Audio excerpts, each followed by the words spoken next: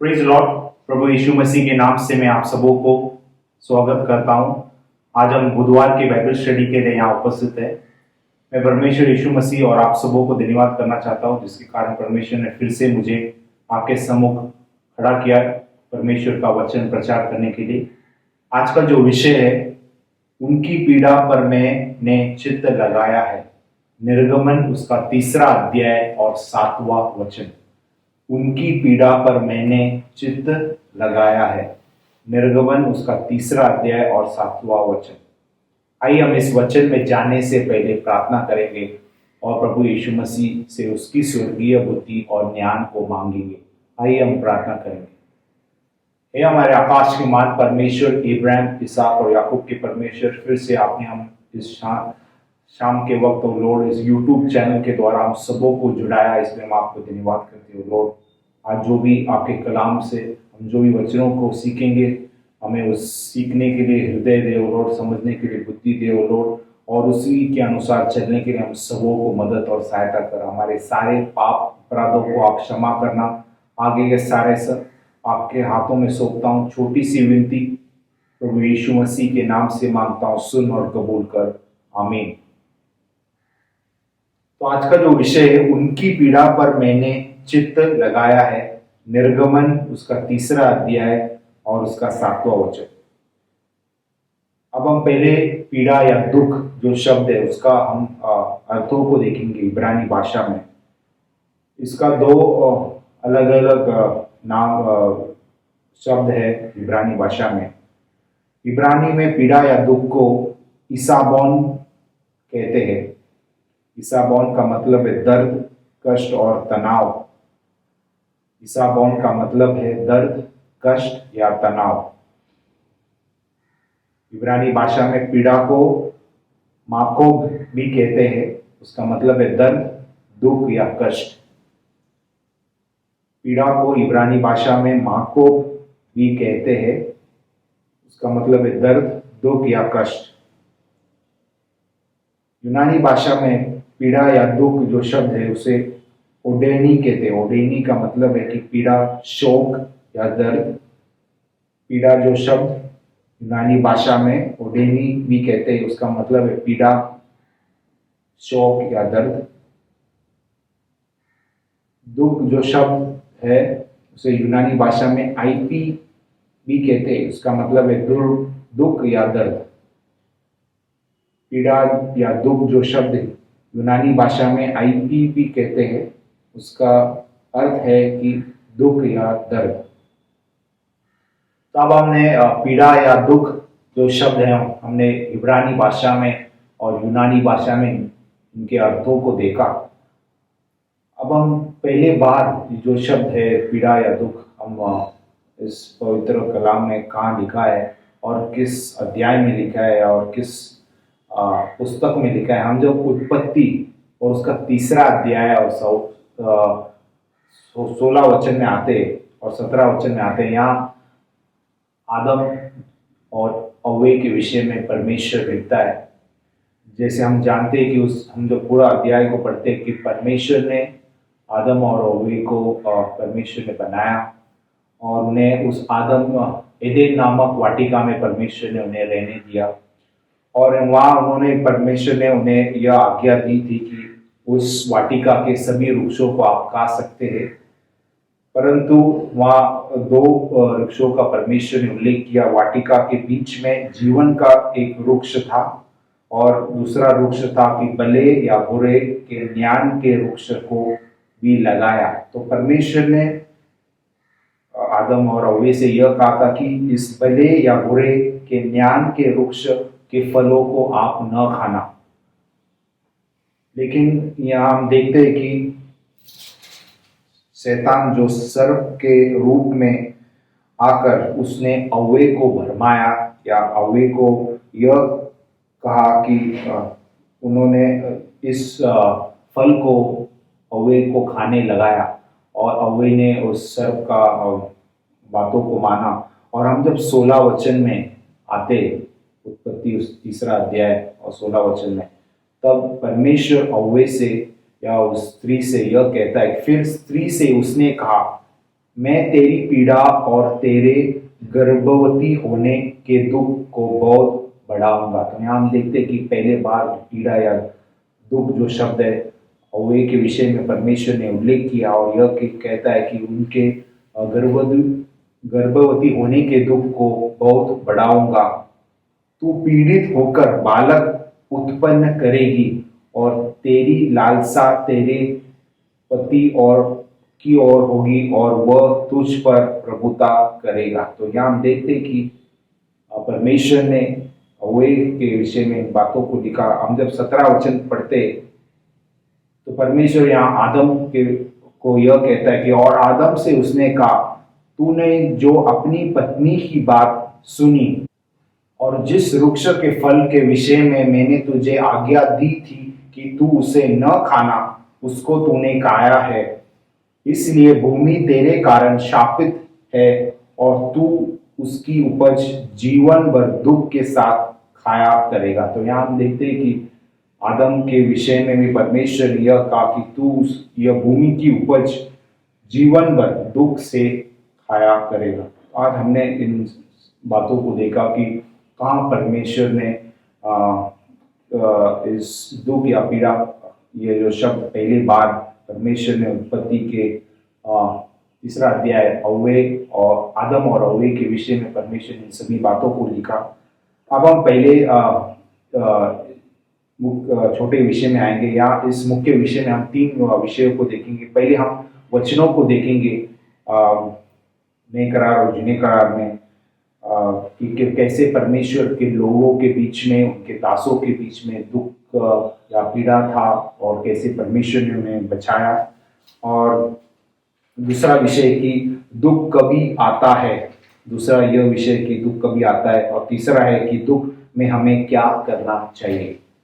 तो आज हम पहले विषय में आएंगे, हम कुछ वचनों को देखेंगे। हम जब पहला वचन में आते हैं तो हम जब निर्गमन उसका तीसरा अध्याय एक्सोडस चैप्टर 3 और उसका हम जब 7वें वचन में आते तो यहाँ हम देखते कि इस समय यह उस समय की बात है जब इजरायली लोग मिस्र में थे, फिरौन के दासवत में थे, बंधन में थे। और यह लिखता है कि फिरौन ने उन्होंने इजरायलियों के ऊपर बेगारी करने वालों को नियुक्त किया कि वे उन पर भार डाल डालकर उनको दुख दिया करे। तो यहाँ हम देखते हैं कि फिरौन ने, क्योंकि वो उनसे मिस्र लोगों से इजरायली लोग वहाँ बहुत थे और इस कारण, इस डर के कारण उन्होंने बेगारी को उनके ऊपर नियुक्त किया और वे उन्हें दुख भार डाल डाल कर उन्हें दुख देने लगे। और यह भी लिखता है वचन में कि वह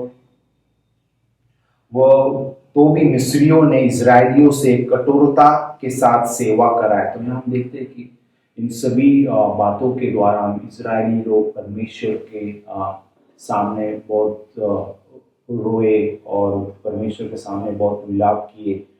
और इन सभी बातों को देखकर परमेश्वर ने मूसा और आरोन को खड़ा किया और उनसे इस तीसरे अध्याय 7वें वचन में यह लिखता है कि फिर यहोवा ने कहा, मैंने अपनी प्रजा के लोग जो मिस्र में है उनके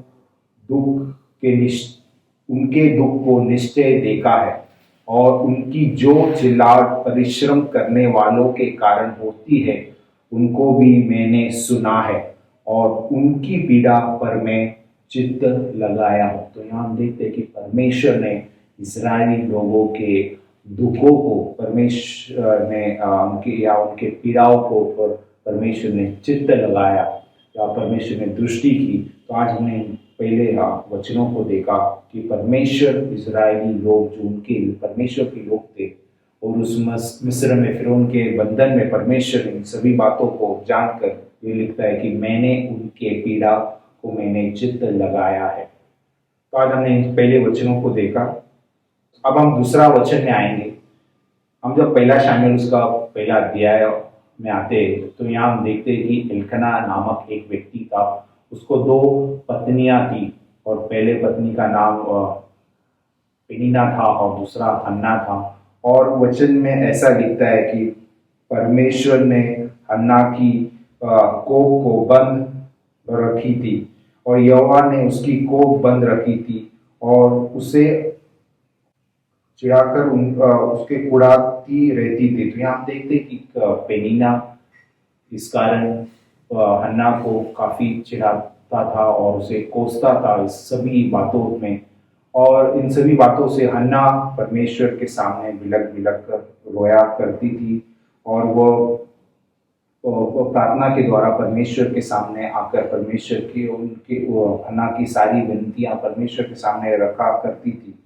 और जैसे हम पहला शामिल पहला अध्याय 15 वचन में आते हैं, यहाँ हन्ना एली जो याजक है उसे यह कहता है कि हन्ना ने कहा, नहीं नहीं मेरे प्रभु, मैं तो दुखी या हूँ। या जैसे इंग्लिश में लिखता है, I am a woman of a sorrowful spirit, जैसे वैसे यहाँ हिंदी में लिखता है, मैं प्रभु मैं तो दुखिया हूँ या एक दुखी आत्मा की एक स्त्री हो। तो यहाँ हम देखते हैं कि हन्ना के जीवन में भी दुख था और वो दुख परमेश्वर या उस पीड़ा को परमेश्वर जानता था।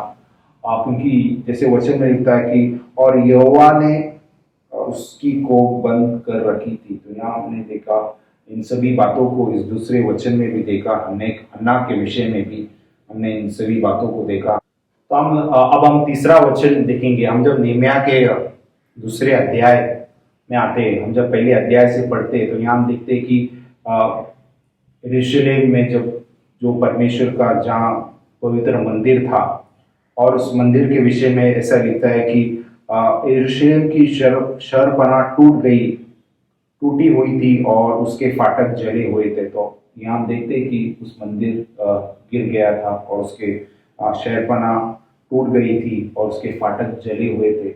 और इस कारण नेहम्याह उदास था या शोकित था या दुखी था।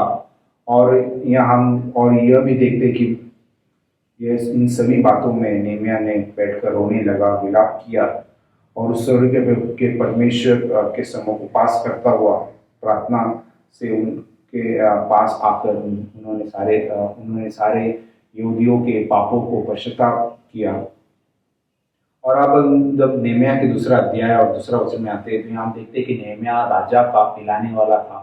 और वो जब राजा के सामने खड़ा हुआ, दूसरे वचन में ये लिखा, तब राजा ने मुझसे पूछा, तू तो रोगी नहीं, फिर तेरा मुंह क्यों उतरा है? यह तो मन की उदासी होगी। जैसे इंग्लिश में लिखता है, it's will be a sorrow of heart. तो यहाँ हम देखते हैं कि नेहम्याह को भी एक मन का एक उदासी था या मन का एक दुख था।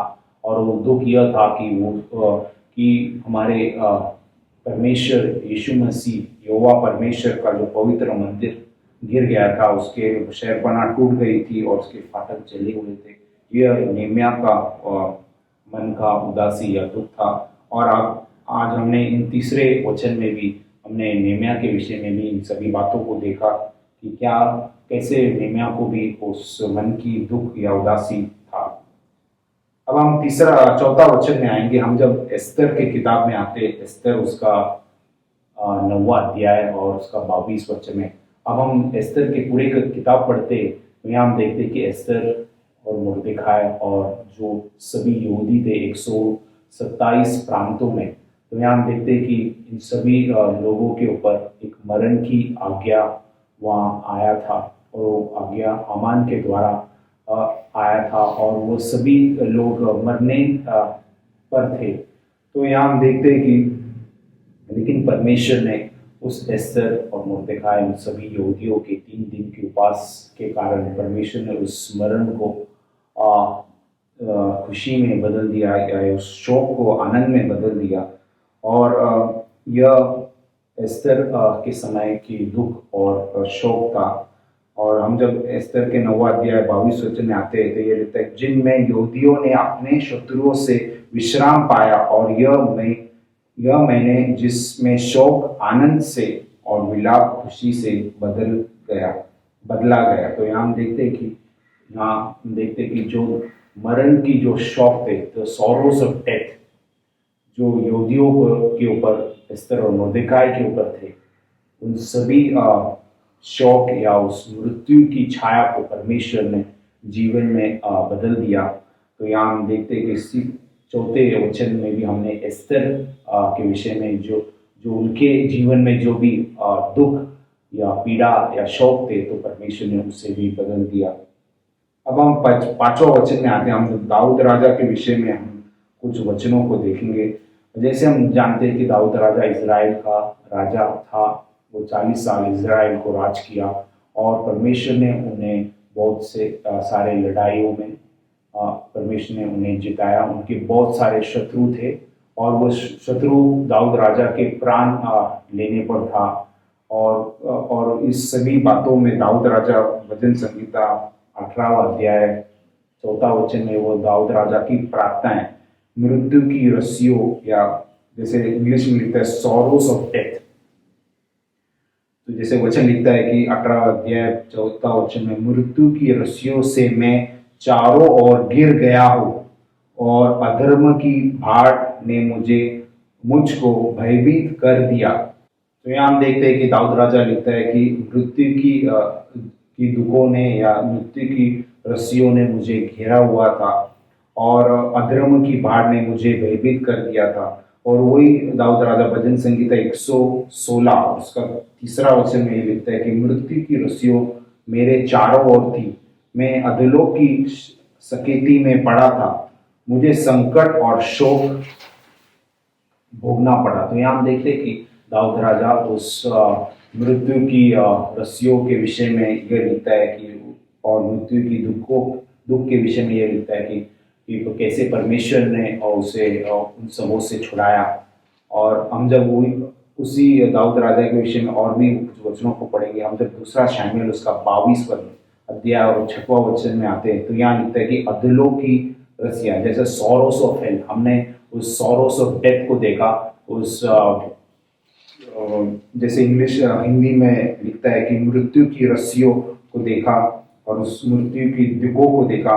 तो अब हम अधलोक की रस्सियों या सॉरोस ऑफ हेल या अधलोक की दुखों को हम देखेंगे। हम जब 2 शमूएल 22वां अध्याय और 6वां वचन में आते हैं, तो दाऊद राजा ये लिखता है कि अधलोक की रस्सियों मेरे चारों ओर थी, मृत्यु की फंदे मेरे सामने थे। तो यहाँ हम देखते हैं कि यही वचन हम भजन संगीता 18वां अध्याय और 5वां वचन में भी देखते हैं कि दाऊद राजा इन सभी वचनों को लिखता है कि परमेश्वर ने उसे, वो जब उस दुख की रस्सियों में, सॉरोस ऑफ मृत्यु की रस्सियों में या मृत्यु की दुखों में जब वो था, वो जब अधलोक की रस्सियों या अधलोक की दुख में था, तो परमेश्वर ने उन सबों को बचाया। और आज हमने दाऊद राजा के विषय में देखा कि कैसे परमेश्वर ने उनके सभी दुखों से परमेश्वर उससे भी बचाया और उन सभी दुखों को परमेश्वर जानता था। अब हम आखिरी और 6वां वचन में आएंगे। हम जब नए करार में आते पौलुस, तो परमेश्वर का जो एक प्रेरित है, सबसे बड़ा प्रेरित नए करार में, और वो रोमियो के मंडली में के लिए ये लिखता है, जैसे पौलुस को परमेश्वर ने अन्य जाति के बीच में प्रचार करने के लिए नियुक्त किया था, और वो जब यहूदियों को प्रचार किया और उन्होंने जब परमेश्वर का वचन नहीं माना, तब वो रोमियो के मंडली को, रोमियो उसका 9वां अध्याय 2रा वचन में लिखता है कि मुझे बड़ा शौक है और मेरा मन सदा दुखता रहता है। तो यहाँ हम देखते हैं कि पौलुस को यह शौक या दुख था कि उसके लोग, जो इजरायली लोग थे, यहूदी लोग थे, उन्होंने परमेश्वर के वचन को न माना। और यह वो लिखता है कि और मेरा मन सदा दुखता रहता है। और अब जब 2 कुरिन्थियों और उसका 6वां अध्याय और 10वां वचन में आते हैं, तो ये लिखता है, पौलुस कुरिन्थियों के मंडली को लिखता है कि शोक करने वालों के समान है, परंतु सर्वदा आनंद करते हैं। तो यहाँ हम देखते हैं कि जैसे इंग्लिश में लिखता है, जैसे अंग्रेजी में हम जब उसी वचन को पढ़ते हैं, तो ये लिखता है कि एज और सॉरोफुल येट ऑलवेज रिजॉइसिंग। और जैसे पौलुस लिखता है 2 कुरिन्थियों 6वां अध्याय 10वां वचन में कि शोक करने वालों के समान है, परंतु सर्वदा हम आनंद करते रहे, हमारे शोक में भी हम आनंद करते रहे। जैसे पौलुस लिखता है, इतने बड़े प्रेरित होने पर भी उनके जीवन में भी बहुत से दुख और शौक थे, लेकिन उन सभी दुखों और शौकों में परमेश्वर का दास ये लिखता है कि शौकों में भी हम सर्वदा आनंद करते रहे। तो आज हमने इन 6 वचनों को देखा कि कैसे परमेश्वर इजरायली लोगों के दुखों या पीड़ाओं को वो जानता था, और परमेश्वर हन्ना के दुखों और पीड़ाओं को जानता था, क्योंकि हन्ना के कोख को परमेश्वर ने यहोवा परमेश्वर ने बंद किया था, और उन सभी दुखों के बीच में परमेश्वर ने हन्ना को भी संभाला, चलाया। निमिया के जीवन में भी जो मन की जो उदासी या सॉरो ऑफ हार्ट था, मन की जो दुख था, वो परमेश्वर ने देखा, और वो परमेश्वर वो भी जानता था। एस्तर के विषय में हमने देखा कि कैसे परमेश्वर ने उस मृत्यु की शोक या मृत्यु की जो दुख को परमेश्वर ने जीवन में बदल दिया, और उनके शोक को भी याद, उनके एस्तर मुर्देकाई सारे यहूदियों के दुखों को भी हमने इस वचन में देखा, एस्तर के किताब में। और परमेश्वर सबों के दुखों को या शोकों को परमेश्वर जानता था। और हमने दाऊद राजा के विषय में भी देखा कि कैसे परमेश्वर उसकी मृत्यु की रस्सियों या मृत्यु के दुख या दिलों के दुख से कैसे परमेश्वर सभी दुखों में परमेश्वर दाऊद राजा के साथ था, और उनके सभी दुखों को परमेश्वर जानता था, और कैसे परमेश्वर ने दाऊद राजा को भी बचाया। और पौलुस आखिरी में यह लिखता है कि उनके जीवन में भी शौक या दुख थे, तो लेकिन परमेश्वर सभी दुखों और शौकों को जानता था, और परमेश्वर पौलुस को भी इन सबों से परमेश्वर ने बचाया। अब हमने पहले विषय को देखा, अब हम दूसरा विषय में आएंगे, दुख क्यों आता है। दूसरा विषय यह है कि दुख क्यों आता है। अब हम जब लेवी के 26 अध्याय और व्यवस्था विवरण के 28 अध्याय में आते हैं, तो यहाँ हम इस दोनों अध्याय में आशीष और श्राप के विषय में हम देखते हैं। तो यहाँ हम देखते हैं कि कैसे परमेश्वर ने मूसा को उसकी कही हुई बातों को मूसा इजरायलियों को कहते हुए ये लिखता है। अब हम कुछ वचनों को देखेंगे उस श्राप के विषय में। हम जब लेवी के 26 अध्याय और 14 और 15 वचन में आते, तो ये लिखता है कि यहाँ 5 चीज़ों को देखेंगे, यदि तुम मेरी न सुनो। यहाँ यहोवा परमेश्वर मूसा के द्वारा इजरायलियों को यह कहता है कि यदि तुम मेरी न सुनोगे, और दूसरा है इन सभी आज्ञाओं को न मानोगे, दूसरा। तीसरा है और मेरी विधियों को निकम्मा जानोगे। चौथा है तुम मेरी सब आज्ञाओं का पालन न करोगे। वरन पांचवा है वरन मेरी वाचा को तोड़ोगे। तो यहाँ हम देखते कि जब मूसा कहता है कि इजरायलियों से एक भविष्यवाणी की, जब तुम यह सभी चीज़ों को न करोगे तो तुम्हारे ऊपर शाप आएगा। और उस शाप में हम जब 16 वचन में पढ़ते कि तब तुम्हारा मन अति उदास, या जैसे इंग्लिश में लिखता है thou it shall cause sorrow of heart। तो यहाँ हम देखते कि तुम्हारा जब हम परमेश्वर के वचन को की आज्ञा न मानते हो, तो तब इन सभी 5 चीज़ों को हम जब नहीं करते हो, तब 16 वचन लिखते हैं तब तुम्हारा मन अति उदास या दुखी होगा। तो इट शैल कॉज, जैसे अंग्रेजी में लिखता है कि it shall cause sorrow of heart. तो यहाँ हम देखते हैं कि इन सभी बातों को हमने लेवी के 26 अध्याय में देखा। हम जब व्यवस्था विवरण के 28 अध्याय में आते, हम जब व्यवस्था विवरण 28वां अध्याय और 15 वचन में आते, तो यह लिखता है कि परंतु यदि तू अपने परमेश्वर यहोवा की बात न सुनो, और दूसरा है उसकी आज्ञा और विधियों के पालन में जो मैं आज सुनाता हूँ चौकसी न करेगा। तो हमने व्यवस्था विवरण 28वां अध्याय 15 वचन में देखा, जब हम इन 2 चीजों को न करोगे, तो यह लिखता है कि उसका 65वां वचन में यह लिखता है तेरा मन या दुखी होगा, या जैसे इंग्लिश में लिखता है you shall have sorrow of mind. तुम्हारा जो दिमाग है वो दुखी होगा या उदास होगा। तो यहाँ हमने इन बातों को देखा कि क्यों हमारे जैसे कि परमेश्वर ने मूसा के द्वारा इजरायलियों को कहा कि क्यों जब तुम इन सभी बातों को न करोगे तो तुम्हारे जीवन में दुख या उदासी तुम्हारे मन में आएगा, और तुम्हारे दिमाग में भी जैसे इंग्लिश में अंग्रेजी में लिखता है कि you shall have sorrow of mind, जिससे तुम्हारे दिमाग में भी तुम्हें या उनके मन में भी दुख होगा। तो हमने इन दोनों चीज़ों को देखा लेवी के अध्याय और व्यवस्था विवरण के अध्याय में भी, कि कैसे जब हम परमेश्वर यहोवा की बात या उनकी आज्ञाओं को, उनके विधियों को और उनके पालन न करोगे और उसकी वाचा को हम जब तोड़ोगे तो जो तब परमेश्वर लिखता है कि तुम्हें दुख होगा। और ये बात परमेश्वर ने इजरायलियों से कहा था। आज हमें भी परमेश्वर ये बातों को याद दिला रहा है इन दोनों वचनों से। आज हमने इस दूसरे विषय में भी सभी बातों को देखा। अब हम तीसरा विषय में आएंगे, दुख में हमें क्या करना चाहिए। तीसरा और आखिरी विषय यह है कि दुख में हमें क्या करना चाहिए। हम जब भजन संगीता उसका 116वां अध्याय में आते, यहाँ दाऊद राजा यह लिखता है कि जब उसे उस मृत्यु की रस्सियों से वो जब घेरा हुआ था, या मृत्यु की दुखों से जब वो घेरा हुआ था, तब वो चौथा वचन में यह लिखता है कि तब मैंने यहोवा से प्रार्थना की। जैसे इंग्लिश में देन, जैसे अंग्रेजी में लिखता है कि तब मैं then I called upon the name of the Lord.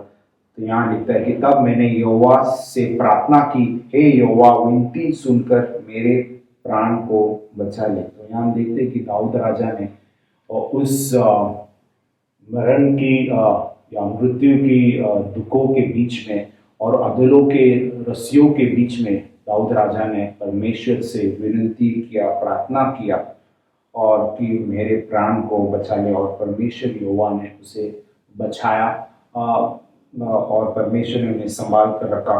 क्योंकि हम जब यही विषय में हम जब यिर्मयाह के 33वां अध्याय में हम तीसरा वचन में आते कि जैसे यहोवा परमेश्वर यिर्मयाह के द्वारा यह कहता है कि मुझसे प्रार्थना कर और मैं तेरी सुनकर तुझे बड़ी बड़ी और कठिन बातें बताऊंगा जिन्हें तू अभी नहीं समझता। तो यहाँ हम देखते कि मुझसे प्रार्थना कर और मैं तेरी प्रार्थनाओं को सुनूंगा।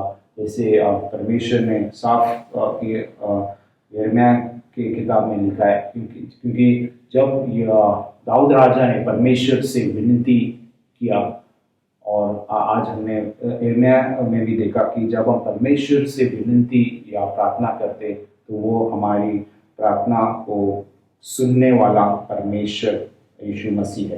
तो आज हमने इन सभी बातों को देखा।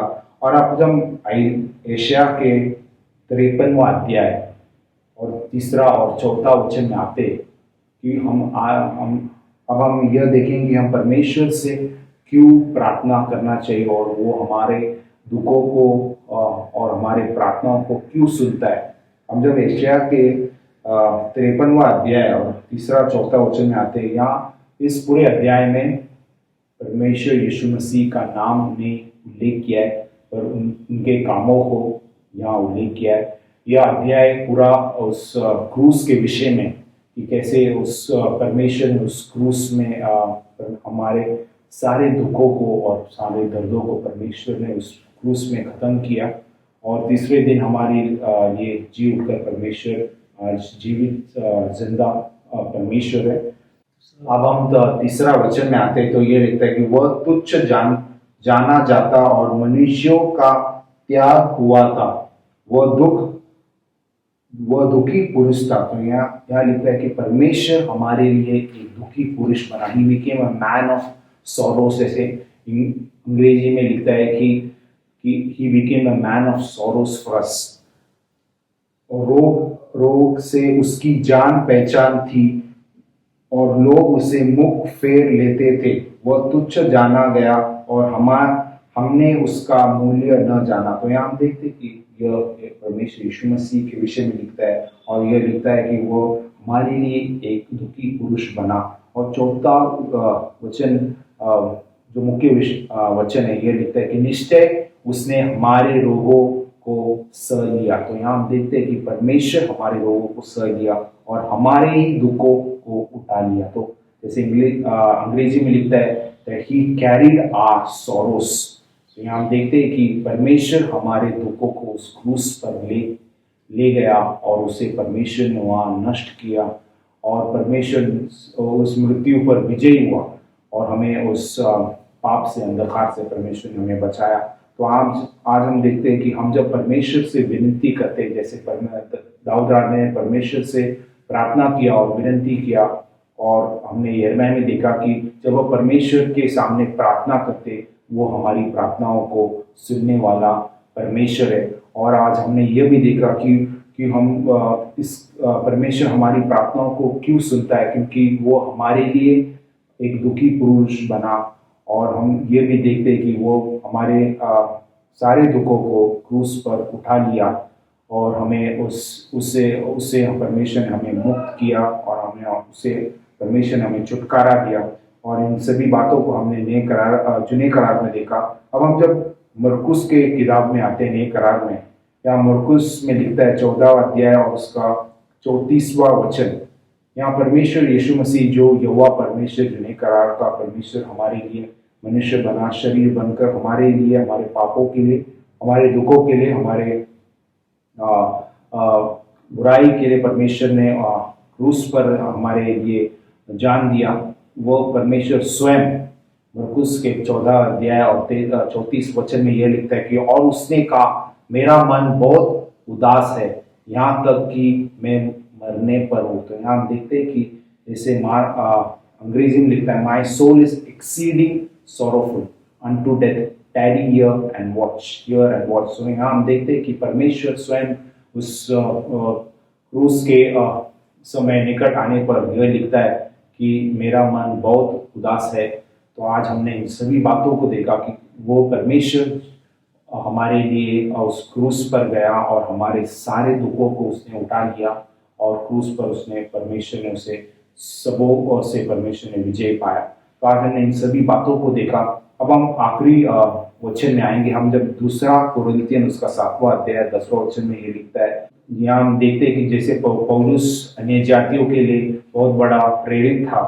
यहाँ हम देखते हैं कि पौलुस कुरिन्थियों के मंडली को यह लिखता है, वो जो अन्य जाति मंडली थे, 2 कुरिन्थियन 7वां अध्याय 10वां वचन में, क्योंकि परमेश्वर भक्ति का शोक ऐसा पश्चाताप उत्पन्न करता है जिसका परिणाम उद्धार है। तो यहाँ हम देखते हैं कि जब हम परमेश्वर को विश्वास करते हैं और उसे ग्रहण करते हैं, और जब हमारे जीवन में शोक या दुख आता है, तब वो दुख हमें पश्चाताप की ओर ले जाता है और उस पश्चाताप हमें उद्धार की ओर ले जाता है। और वो उद्धार परमेश्वर यीशु मसीह स्वयं है।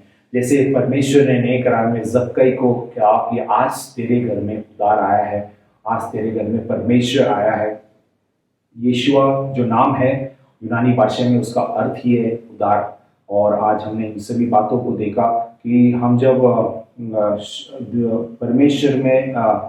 परमेश्वर पर विश्वास करते, तब हम हमारे जीवन में जब शोक या दुख आता है, तो परमेश्वर उस शोक या दुख हमें पश्चाताप की ओर ले जाता है और उस पश्चाताप हमें उस उद्धार की ओर ले जाता है।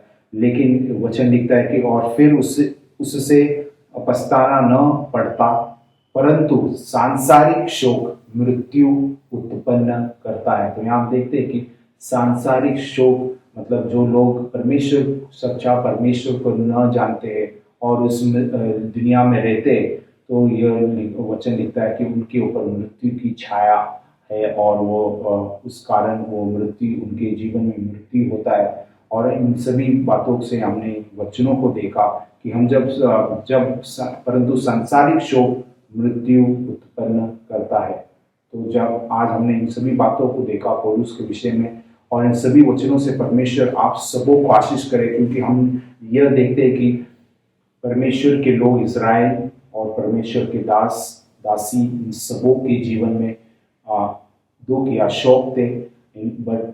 लेकिन हम यह भी देखते हैं कि जब जैसे दाऊद राजा लिखते हैं, तब मैंने परमेश्वर से को प्रार्थना किया और यह कहा कि हे यहोवा, विनती सुनकर मेरे प्राण को बचा ले। तो यहाँ हम देखते हैं कि जैसे परमेश्वर के दास दाऊद राजा के जीवन में उस मृत्यु की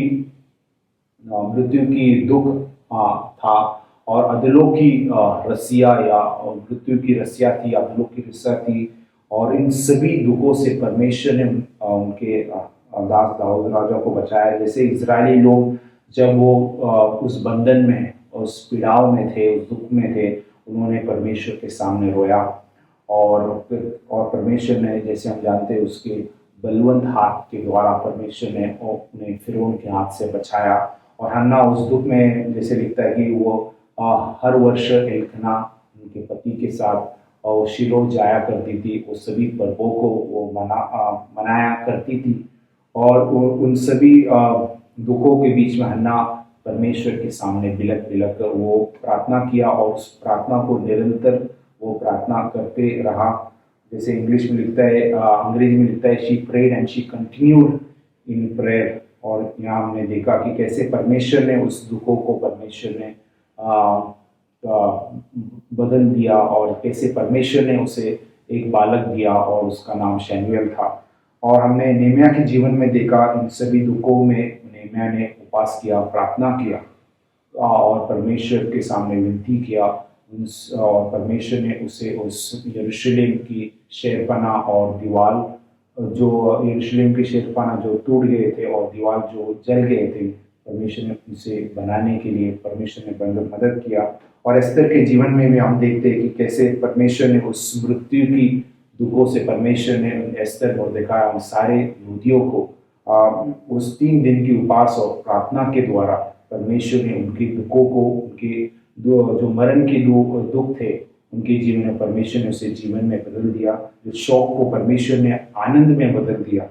वो परमेश्वर, दाऊद राजा भी लिखता है कि कैसे परमेश्वर को जब उसने पुकारा तो परमेश्वर उनकी विनती सुनी। और कैसे परमेश्वर ने पौलुस को भी, तो परमेश्वर का जो बड़ा प्रेरित था नेक राज में, परमेश्वर ने उनकी भी प्रार्थना और उनकी उपवास सुनकर परमेश्वर ने उन्हें भी उनके सारे दुखों से परमेश्वर ने बचाया। तो आज परमेश्वर हमसे भी यही चाहता है कि आज हमारे जीवन में भी कोई दुख या शौक है तो परमेश्वर चाहता है कि हम भी परमेश्वर की ओर पश्चाताप करें और हम और उस पश्चाताप हमें उद्धार की ओर ले जाएगा और उद्धार परमेश्वर यीशु मसीह के नाम में ही। तो आज इस वचनों से के द्वारा परमेश्वर आप सबों को आशीष करे।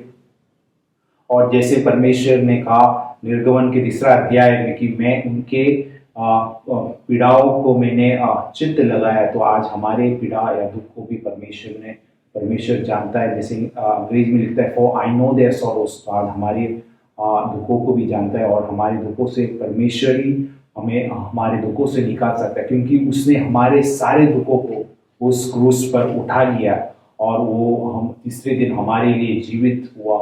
और आज वो जीवित जिंदा परमेश्वर है। आज उसने हम उसके लहू से हमें मोल लिया है। तो आज हम उस महान परमेश्वर को और स्तुति, आराधना और महिमा करेंगे, क्योंकि वो ही आदर और महिमा के योग्य परमेश्वर है। इस वचनों के द्वारा परमेश्वर आप सबों को आशीष करे। अंत में हम विदा होने से पहले हम सबों के लिए प्रार्थना करेंगे। आइए हम प्रार्थना करेंगे कि परमेश्वर उन सभी दुखी और पीड़ित और सारे परेशानियों, बीमारियों में जो लोग हैं उनको परमेश्वर उठाकर खड़ा करे उनके वचनों के द्वारा। आइए हम सबों के लिए प्रार्थना करेंगे। हे हमारे आकाश के मान परमेश्वर, इब्राहिम, इसहाक और याकूब के परमेश्वर, फिर से आपने हम सबों को इस शाम के वक्त आपने हम सबों को जुड़ाया इस YouTube चैनल के द्वारा। आपने आपके वचन से हम जो भी बातें आपने हमें सिखाया, इसमें हम आपको धन्यवाद करते हैं लॉर्ड। विशेष करके आज जो भी लोग दुखित है, पीड़ित है, परेशानियों में और लॉर्ड, मरण की छाया में, मृत्यु की दुखों में और लॉर्ड, अधोलोक की दुखों में, सबों के लिए हम आपसे विनती और प्रार्थना करते हो लॉर्ड, क्योंकि आपने हमारे सारे दुखों को उस क्रूस पर उठा लिया और आज आप जिंदा जीवित खुदा है लॉर्ड। सभी को आप खड़े करना और लॉर्ड, उनके सारे पाप अपराधों का आप क्षमा करना और उन्हें आपके वचन भेजकर आप उन्हें चंगाई करना हो लॉर्ड। और आगे ये सारे समय मैं आपके हाथों में सौंपता हूँ।